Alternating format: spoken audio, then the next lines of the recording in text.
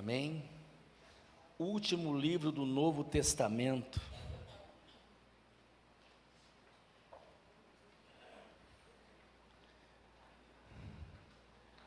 Abra sua Bíblia comigo no livro de Apocalipse.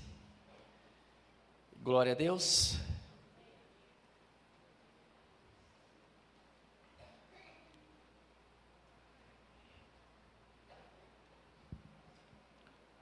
Apocalipse 3,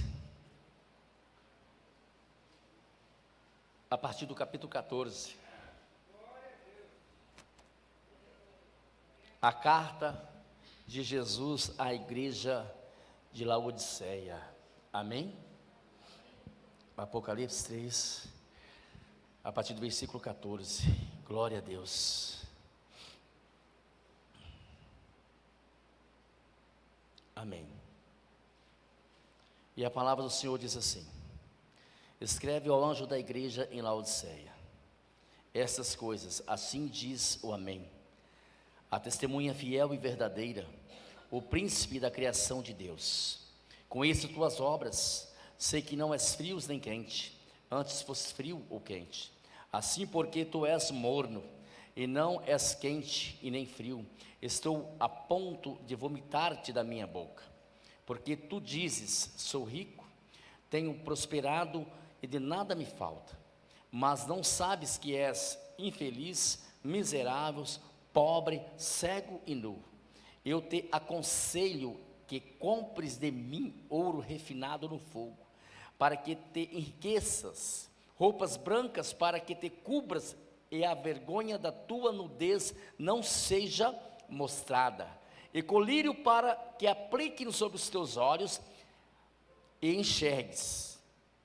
Eu repreendo e castigo todos os quanto amo. Se pois zeloso arrepender-te, eu estou à porta e bato. Se alguém ouvir a minha voz, abrir a porta, entrarei em sua casa, cearei com ele e ele comigo. Ao vencedor, eu lhe concederei que se assente comigo no meu trono, assim como eu venci, e me assentei com meu Pai no seu trono. Quem tem ouvido, ouça o que o Espírito diz às igrejas. Querido Deus e amado Pai, nós te louvamos, meu Pai, nesta noite, e estamos extremamente gratos por estarmos reunidos em teu nome, maravilhados por saber que o Senhor o faz presente em nosso meio. Abrimos o nosso coração para receber a tua palavra, que cumpra em nós a tua vontade, meu Pai, que é boa, perfeita e agradável. Amém, amém e amém. Glória a Deus. Podemos tomar os vossos assentos em nome do Senhor Jesus. Aleluia. O tema dessa mensagem é Jesus, a maior das minhas riquezas. Repita comigo: Jesus, a maior das minhas riquezas. Amém? Glória a Deus. Muitas são as nossas riquezas. Você concorda comigo? Muitas são as nossas riquezas. A nossa família, nossa riqueza, nossos familiares, nossos irmãos em Cristo. Ou você não considera o seu irmão uma riqueza? Amém, não é? Meu irmão em Cristo são uma riqueza. Nossos pastores são nossas riquezas. Nosso ministério, os nossos bens materiais são nossas riquezas. Mas nada se compara a Jesus, a nossa maior riqueza. Glória a Deus, aleluia, glória a Deus. Feliz por você ter alcançado, realizado todos os seus sonhos que você almejou. Uma pessoa realizada financeiramente, uma pessoa realizada familiarmente. Mas eu digo uma coisa para você: isso não é a sua maior riqueza. A sua maior riqueza é o nosso Senhor e Salvador Jesus Cristo. Aleluia, glória a Deus. Meus queridos, hoje eu quero lhe chamar a atenção para a decadência espiritual que estava acontecendo na igreja de Laodiceia. Amém? Algo muito triste e relatado por João nessa carta à igreja de Laodiceia. Decadência é um estado de algo que está começando a se degradar, também pode se referir a algo que caminha rapidamente para o fim ou para a ruína. Isso é uma decadência, ou seja, o que estava acontecendo com a igreja de Laodiceia era isso. Era algo que estava caminhando rapidamente para a ruína, a igreja de Laodiceia. E geralmente a decadência acontece, ela ocorre de uma forma calada e silenciosa e despercebida. Você não descobre, você não consegue perceber, ter a percepção que está acontecendo uma decadência em certa área da sua vida. Você não consegue ter essa percepção. Mas é porque ela acontece muito calada e despercebida. Quando você percebe, geralmente já é tarde. Geralmente já quase que não tem mais nada a fazer. A decadência na igreja de hoje, ela aconteceu aí há cerca de uns 20 anos atrás, começou a acontecer de uns 20 anos para cá. Eu me lembro que há 20 anos eu não era convertido, mas eu tinha parentes e pessoas próximas que eram cristãs, que há 20, 30, 40, há 50 anos atrás, o nível da espiritualidade da igreja era absolutamente maior do que hoje. A igreja era mais espiritual. A igreja tinha mais intimidade com Deus, mais relacionamento com Deus. Você aí que é crente mais de 20 anos, você sabe disso. O povo era mais fervoroso. Tinha prazer em orar, prazer em estar na palavra, prazer de ler a palavra, meditar na palavra. Não era simplesmente um tradicionalismo. Eu não tenho que fazer nada de domingo à noite, eu vou no culto. Não, era prazer de estar no culto. Pessoas andavam quilômetros e quilômetros a pé para participar de um culto. A irmã Vera deve lembrar disso, né, irmã Vera? As coisas eram mais fervorosas, não era? Os crentes eram mais cheios do Espírito Santo. Era mais cheio do Espírito Santo. Então, e essa geração a qual nós estamos vivendo, é uma geração que tem muita informação acerca de quem é Jesus. É uma geração que tem um conhecimento bíblico e teológico surpreendente. Você vai conversar com o irmão, você se surpreende o conhecimento bíblico que ela tem, e que ele tem, porque estuda, porque lê a palavra, glória a Deus por isso. Mas muitas das vezes o seu relacionamento, o que ela conhece de Deus é muito superficial, porque não tem intimidade com Deus.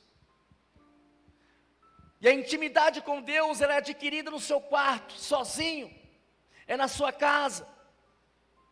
Ele é adquirido aos plantos, se humilhando, que adquire intimidade com Deus. Essa geração também é uma geração de muitas pessoas dispostas a colocar a mão na massa, a fazer a obra do Senhor. Glória a Deus por isso. Mas também nós podemos ver que a intimidade, o relacionamento com Deus é muito superficial. É muito raso. É muito raso. São poucas pessoas que notamos que têm um profundo relacionamento com Deus. Tem uma profunda intimidade com Deus. São poucas pessoas. E quando nós olhamos para a igreja de Laodiceia, estava acontecendo isso. Estava sobre uma decadência espiritual. Ao contrário das outras igrejas, Jesus não citou nenhum tipo de pecado na igreja de Laodiceia, nem imoralidade, ou qualquer outra prática de idolatria. Mas de todas as cartas que Jesus escreveu às igrejas da Ásia, esta carta foi a mais severa, foi a mais dura. Jesus sequer fez um elogio para aquela igreja. Jesus sequer falou de algo bom que estava acontecendo naquela igreja.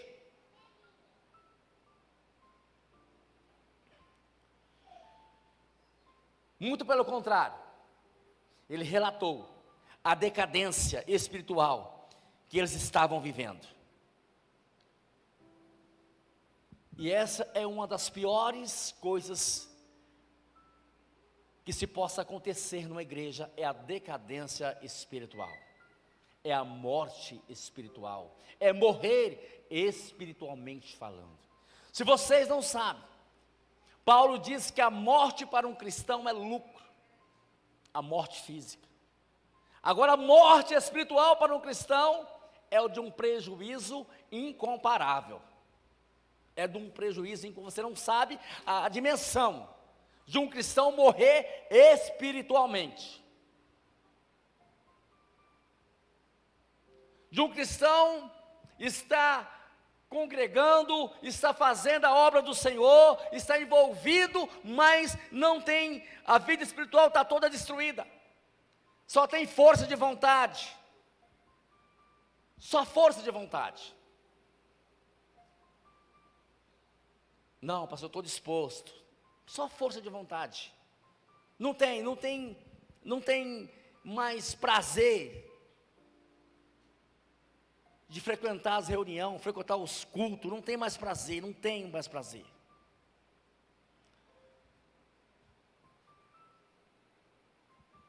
E para vocês entenderem uma coisa, olha que como que essa igreja, ela se comportou diante da cidade a qual elas moravam. A cidade de Laodiceia era uma cidade muito importante, fundada no ano 250 a.C., uma cidade absolutamente estratégica, pois ficava no cruzamento das principais rotas comerciais do mundo. Era uma cidade rica e muito populosa. O interessante é que a igreja de Laodiceia tomou a forma da cidade. A igreja de Laodiceia era uma igreja rica. Seus membros figuravam entre os homens mais ricos da época. Era uma igreja muito rica. Era uma igreja tão rica que eles próprios diziam: de nada temos falta. Não faltava nada. Não faltava, diferentemente da igreja de Filadélfia.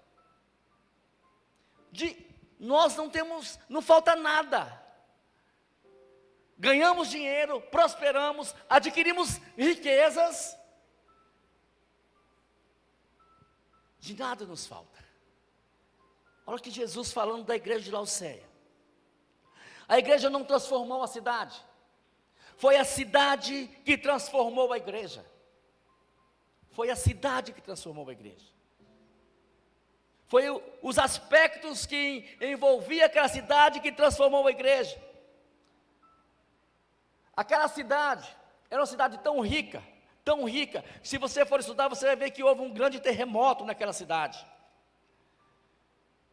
E ela ficou totalmente destruída. E aquela cidade rejeitou a ajuda do império para ser reconstruída. Então você vai ver que aquela cidade era uma cidade que ela ficou independente dos governos. Ela não precisava de ajuda de ninguém, de tão rica que ela era. E assim também era a igreja de Laodiceia. No versículo 17 você vê que ele diz: eu sou rico, estou bem de vida, não preciso de mais nada. Ou seja, por conta das suas riquezas, eles achavam-se independentes de Deus, que não precisava nem de Deus mais. E não está diferente, meus queridos. Hoje você vê pessoas que acham que não precisam de Deus. Por ter muito dinheiro, a conta está lá no verde, o banco nem quer mais o dinheiro dele, porque é muito dinheiro, acha que não precisa de Deus. Eu conversando com a pessoa essa semana, eu disse para ela, as pessoas acham que não precisa mais de Deus, mas tem coisa que o dinheiro não pode comprar. Tem coisa que o dinheiro não pode comprar. O dinheiro não compra a saúde. Ele pode te levar no melhor médico, mas ele não tem poder de curar a saúde. Mas Deus cura. Mas Deus cura. Você está entendendo? Então há coisas que o dinheiro não pode comprar. Essa cidade, ela ficou tão conhecida porque nela havia 3 aspectos. O primeiro, era o maior centro econômico e bancário da época. Assim era a igreja, a mais rica da sua época. Mas Jesus disse que eram pobres e miseráveis. A cidade era rica, a igreja rica, mas Jesus disse que eles eram pobres e miseráveis. Segundo aspecto, era mundialmente conhecido como o melhor centro médico da Ásia, especialmente na área de oftalmologia. Lá tinha os melhores médicos para cuidar dos olhos do povo de Laodiceia. Mas Jesus disse, eles estavam completamente cegos. Preste atenção. Era o maior centro industrial têxtil da Ásia. Mas Jesus diz àquela igreja, vocês estão completamente nus. Preste atenção. Eles tomaram forma da cidade, mas continuaram pobres, espiritualmente falando. Agora Jesus, sendo absolutamente pertinente o seu discurso, ele usa o aspecto cultural e econômico da cidade de Laodiceia para fazer uma aplicação e mostrar à igreja a decadência que eles estavam vivendo, a decadência que ele estava passando. Preste atenção para o diagnóstico que Jesus faz daquela igreja. Primeiro, aquela igreja havia perdido o fervor. Aquela igreja havia perdido o fervor. Presta atenção. Conheço tuas obras. Sei que não é frio nem quente. Antes fosses quente. Assim, porque tu és morno e não és quente e nem frio, estou a ponto de vomitar-te da minha boca. Aquele povo tinha perdido a essência da igreja. Aquele povo tinha perdido o propósito. Eles não haviam desviado do propósito. E vocês acham que é diferente de hoje? Pessoas desviadas do propósito. Pessoas querendo servir a Deus, mas também querendo servir o mundo. Está cheio de artistas que se titulam como os evangélicos. Mas vocês vão ver, aqueles que estão adorando a Deus no decorrer do ano, no carnaval, está acima de um trio elétrico.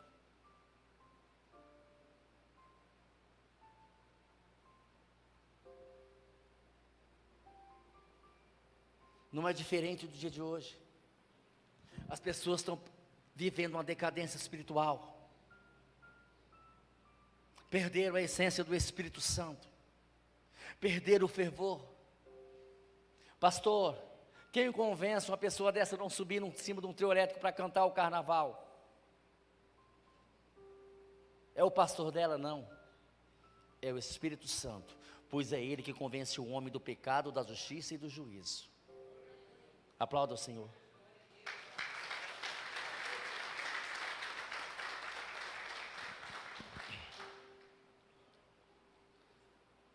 O nosso coração, meus queridos, ele precisa queimar pela presença de Deus. O nosso coração precisa voltar a queimar pela presença de Deus. Quando você olha para a Bíblia, você vai ver que os escritores falam acerca de 3 corações.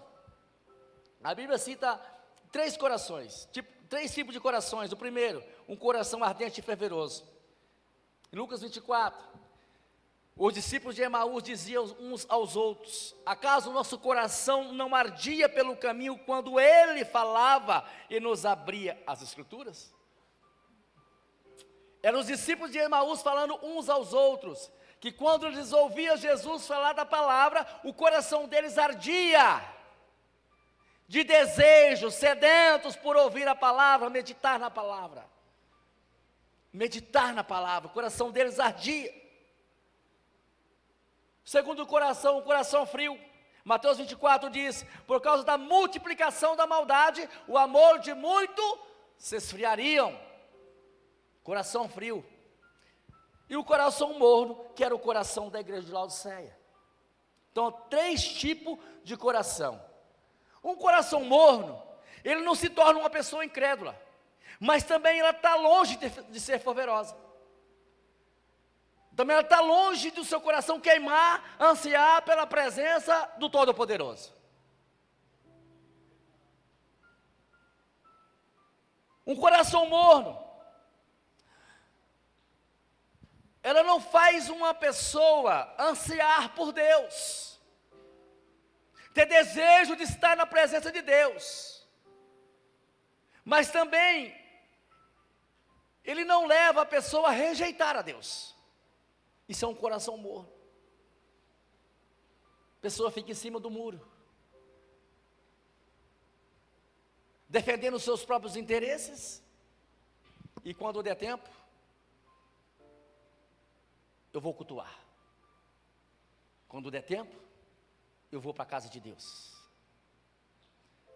Defendo os seus próprios interesses, e quando der tempo eu jejuo. Quando der tempo eu leio a palavra. Quando der tempo eu vou meditar na palavra de Deus. Coração morno. Quando dá tempo. É quando dá tempo. Se você estiver assim, meu querido, coração morno. Não é quando dá tempo. Não é quando dá tempo. É a primeira coisa que tem que entrar em meu coração. Não é quando dá tempo. O problema daquela igreja não era de ordem moral e nem de ordem teológica, que a igreja não era herégica, era uma igreja que pregava a palavra, uma igreja que não tinha heresia, mas o povo, por conta da decadência espiritual, não estava nem aí para a palavra de Deus. O problema daquela igreja era que o fogo não ardia mais no seu coração, o fogo havia apagado. Preste atenção, meu querido. Se você não alimentar o fogo, a tendência dele é apagar. É ou não é? Se você não alimentar o fogo, a tendência dele é apagar. Quanto mais lenha, mais fogo. Faltou lenha, fica só a cinza. É ou não é? Só as cinzas. Então, meus amados, nós temos que pôr lenha todos os dias para que esse fogo não apague. Que lenha que é essa, pastor? A palavra. Que lenha para essa, pastor? A oração. Que lenha que é essa, pastor? A leitura, o jejum.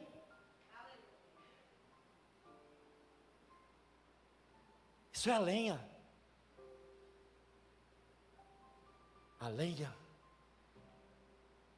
que o carpinteiro de Nazaré disse, essa lenha que nós devemos ansiar, essa lenha que nos fortalece, essa lenha que faz com que esse fogo jamais se apague, essa lenha que nós devemos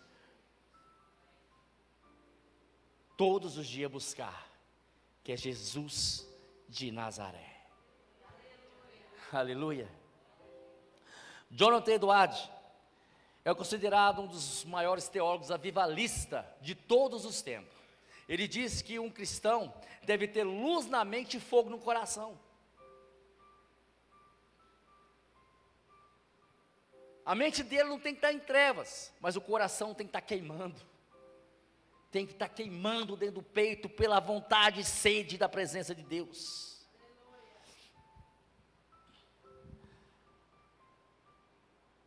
No diagnóstico de Jesus sobre a igreja de Laodiceia, você vai ver que uma igreja fria está numa situação mais privilegiada do que uma igreja morna. Porque o próprio Jesus disse, embora fosse quente ou frio, seria melhor que morno, porque eu estou a ponto de vomitar. Jesus disse: uma igreja morna me provoca náuseas. Estou a ponto de vomitá-los, estava dizendo para aquela igreja.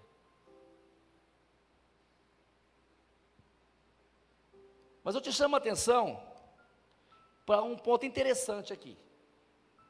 Preste atenção. Nós só vomitamos aquilo que tem dentro de nós, certo? Não é isso? Você sabe o que é que Jesus está dizendo à igreja? Eu estou a ponto de vomitá-los. Sabe o que é que isso significa? Que a igreja é de Jesus e está dentro dele. A igreja é de Jesus e está dentro dele. A igreja foi algo que nasceu de dentro de Jesus. É isso. É isso que significa. Nós não nascemos como uma torcida de futebol, não, meu querido. Nós nascemos de dentro de Jesus. Amém? Você pode torcer para qualquer time aí. Essa torcida nasceu muitas das vezes de um bar, né? Mas nós não.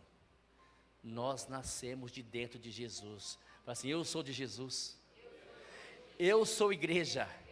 E nasci de dentro de Jesus. Amém? Mas por outro lado, preste atenção. O vômito vem logo após você ter ingerido algo que lhe fez mal. É ou não é? Ninguém vomita por vomitar. Sempre que uma pessoa vomita, é porque algo lhe está causando algum tipo de mal. Então foi algo ingerido. Então Jesus ingeriu a igreja de Laodiceia. Mas aquela igreja se tornou morna e fez mal para Jesus a ponto de causar náuseas e enjoo. Todo vômito causa enjoo. Então aquela igreja, por ser morna, ela estava causando enjoo em Jesus. Preste atenção para isso.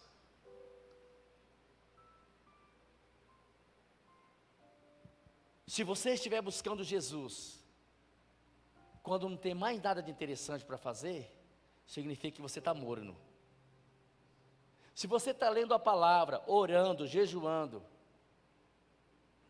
quando tem tempo, significa que você está morno. E se você é uma igreja morna, você está causando enjoo em Jesus. Não é eu que estou falando, não. É a palavra de Deus. É a palavra de Deus que está falando. O que Jesus quer de nós, pastor? Que sejamos fervorosos. E o fervor é uma das características que marcaram a igreja primitiva. Você vai ver lá em Atos 2, esse fervor acontecer. Eles eram tão sensíveis ao Espírito Santo, que a Bíblia diz que todos os dias acrescentavam o número daqueles que se convertiam a Senhor. É ou não é? Quem lê lá Atos 2?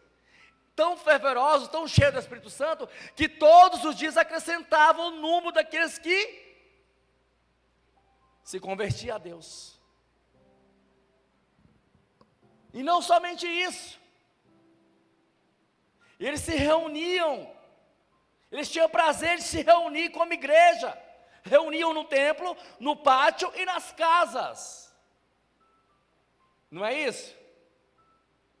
Tão fervoroso, cheio do Espírito Santo, que Pedro, no seu primeiro discurso, 3.000 pessoas aceitou Jesus. Por quê? Fervorosos, sede, desejo de estar na presença pela palavra. Então, o fervor foi a marca que marcou a igreja primitiva, a igreja de Atos. Eles tinham sede e fome de estar na presença de Deus. Isso precisa ser resgatado. Isso precisa ser resgatado urgentemente.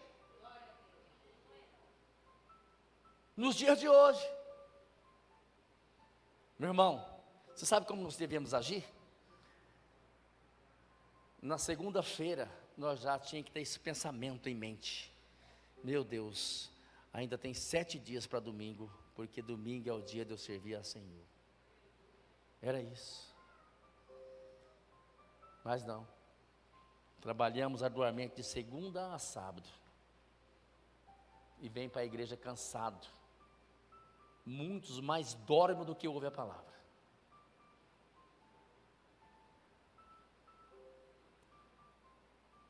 A igreja se perdeu o fervor. O segundo diagnóstico da igreja de Laodiceia: a igreja havia perdido os valores espirituais. Preste atenção para vocês verem. Versículo 17 e 18 diz assim: porque tu dizes, sou rico, tenho prosperado, de nada me falta, mas não sabes que és infeliz, miserável, pobre, cego e nu. Olha para você ver, a igreja perdeu o valor, os valores espirituais. A igreja estava buscando somente coisas materiais, esqueceram das coisas espirituais. A NVI traduziu esse versículo assim: estou rica, adquiri muitas riquezas, não preciso de mais nada, não preciso de mais nada. Aí Jesus, ele diz: pois mais rica que vocês são, minhas palavras, por mais rica que vocês são, por mais riqueza que vocês acumularam, são os mais miseráveis possíveis.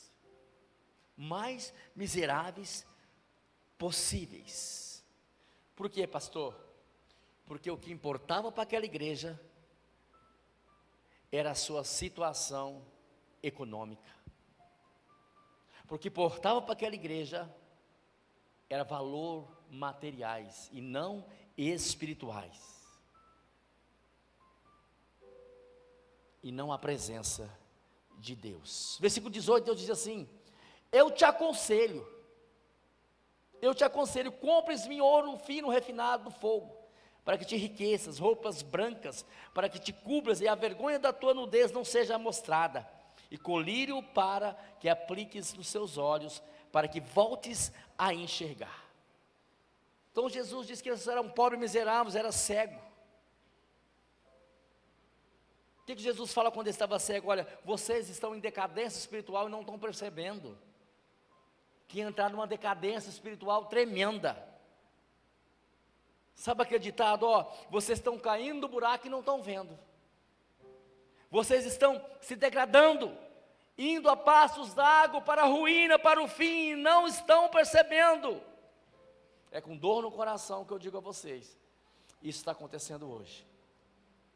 Você vê muitas pessoas indo para a ruína, indo aos passos largos, para a destruição, e não estão percebendo. Todos estão vendo, mas ela não está percebendo. Jesus diz: vocês estão nus. A cegueira aqui representa a vulnerabilidade humana e a necessidade de buscar a Deus. Ou seja, a nudez estava mostrando realmente quem eles eram.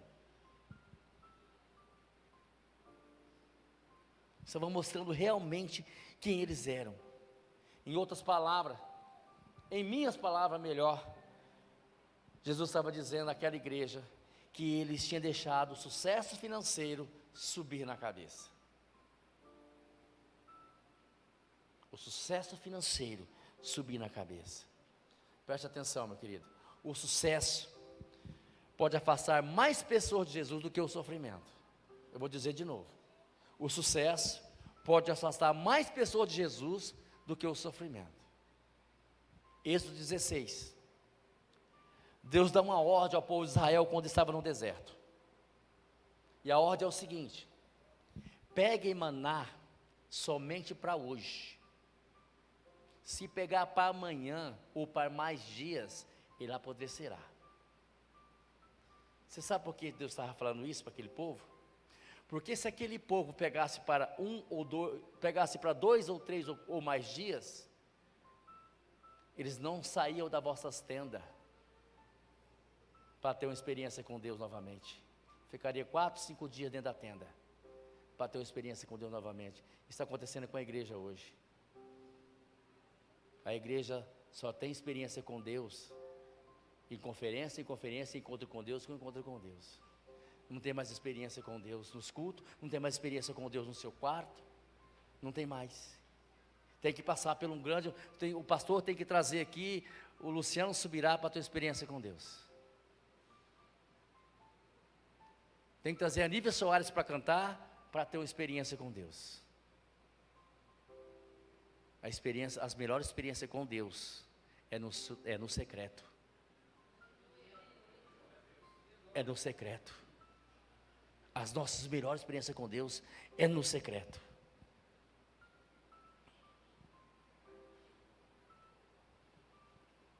E isso estava acontecendo com a igreja de Laodiceia. A igreja estava farta,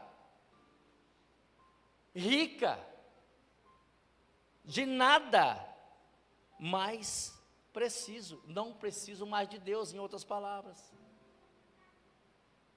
O provérbio diz que quando uma pessoa farta, até o doce é amargo.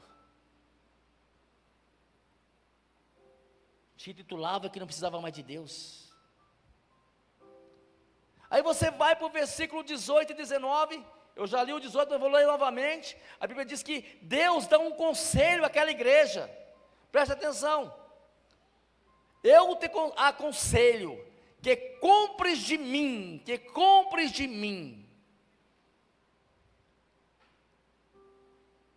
ouro refinado no fogo, para que te enriqueças, roupas brancas para que te cubras e a vergonha da tua nudez não seja mostrada, colírio para que aplique nos teus olhos e voltes a enxergar.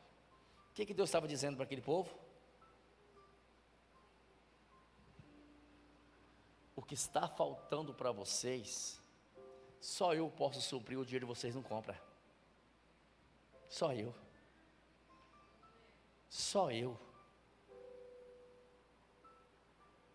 Compre de mim ouro fino, refinado no fogo, puro. Eu quero purificar vocês. Era isso que Deus estava dizendo. Roupas brancas, vestes limpas, sem manchas, sem pecados. Está falando de renovo, de restauração, colírio. Para quê, pastor? Para que eles enxergassem a decadência a qual eles estavam caindo. Em outras palavras, eu estava dizendo para aquele povo, vocês podem ter acumulado muita riqueza, mas o seu maior tesouro sou eu. Jesus estava dizendo isso. Vocês podem ter acumulado muita riqueza, mas o seu maior tesouro sou eu. E no versículo 19, eu repreendo e castigo todos os quanto amo, pois se zeloso a repreender-te. Amém? Então Jesus estava repreendendo, estava exortando, a ponto de castigar aquela igreja, se zeloso se arrepender. O que Jesus estava dizendo àquela igreja? Voltem ao propósito. O que Jesus estava dizendo àquela igreja? Volte para o caminho. O que Jesus estava dizendo? Restaura a aliança que foi quebrada entre mim e ti. Era isso.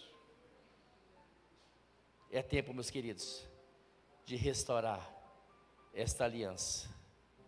É tempo de restaurar essa aliança. Aí nós chegamos no versículo 20, a Bíblia diz: eis que estou à porta e bato, se alguém ouvir a minha voz, abrir a porta, eu entrarei em sua casa, cearei com ele, e ele comigo. O que Jesus estava falando desse que estou à porta e bato?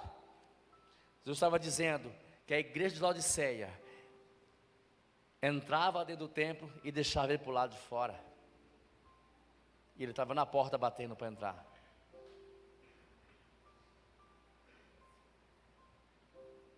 Quero entrar. Mas ninguém ouvia a voz de Jesus. Ninguém ouvia Jesus batendo. Eis que estou aperto e bato, se alguém ouvir a minha voz, Jesus batendo. Você imaginou uma igreja se reunir sem a presença de Deus? Seria o mesmo que uma assembleia na Câmara Legislativa, na Câmara, seria o mesmo que uma palestra de um palestrante motivacional, mesmo. Aquela igreja entrava morna e saía morna, entrava doente e saía doente. Aquela igreja entrava vazia e saía vazia. Mas Jesus, aqui ele também faz um convite, ele fala assim, se alguém, ele faz um convite, mas um convite pessoal. Ele não faz um convite coletivo. É pessoal, se alguém lá, se uma pessoa ouvir a minha voz, uma pessoa. Talvez essa mensagem está servindo para uma pessoa só aqui hoje. Eu não sei, mas talvez para uma pessoa. Porque o convite que Jesus tem é para essa pessoa. Talvez está servindo para todos. Se servir só para uma, foi para mim. Porque Deus primeiro falou comigo. Se alguém abrir a porta, se alguém ouvir a minha voz, Jesus faz um convite, e ele usa de duas formas para fazer esse convite. Primeiro ele bate, e depois ele chama.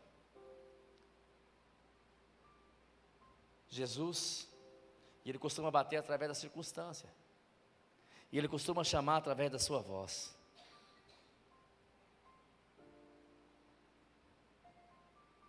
Muitas coisas que acontecem em nossa vida, é Jesus chamando.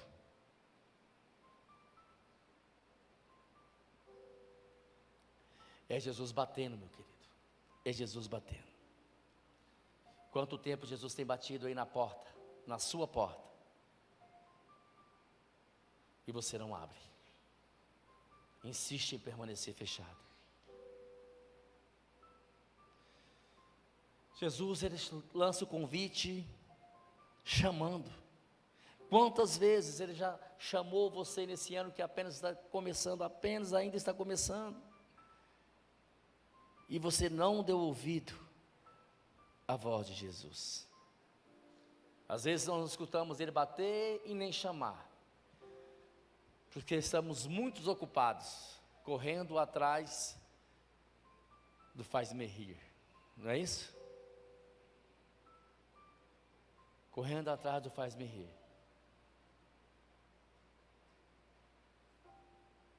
O dinheiro, meu querido, ele é muito bom servo, mas Senhor, ele é um péssimo. Você sabia? Ele é um péssimo Senhor. Senhor, nós só temos um, Jesus Cristo, e Ele é bom a todo tempo, e a todo tempo Ele é bom. Amém? A todo tempo Ele é bom. Jesus continua dizendo, se alguém abrir a porta, eu entrarei e serei com ele comigo. Eu entendo que Jesus está dizendo aqui, quando ele diz, eu entrarei e serei com ele e ele comigo. Jesus estava dizendo naquela igreja, olha, deixa eu entrar, ouça a minha voz, deixa eu entrar, vamos restaurar a nossa comunhão, vamos restaurar a nossa aliança, vamos estreitar o nosso relacionamento, vamos aprofundar a nossa intimidade. Amém? É Jesus querendo fazer tudo isso com a igreja de Laodiceia, estreitar o relacionamento, trazer de volta a intimidade, Jesus não tem preferência por ninguém, meu querido, não faz acepção de pessoas, não tem preferência por ninguém, mas existe aqueles mais íntimos, mais próximos dele. A Bíblia diz que por onde Jesus passava, uma grande multidão o seguia, é ou não é? Por várias vezes a Bíblia diz isso. Dessa multidão ele escolheu 12, dos 12 tinha 3 era mais íntimo dele, mas dos 3, só João reclinava a cabeça no seu peito. Se coloca de pé. Só João reclinava a cabeça no seu peito. E eu te pergunto,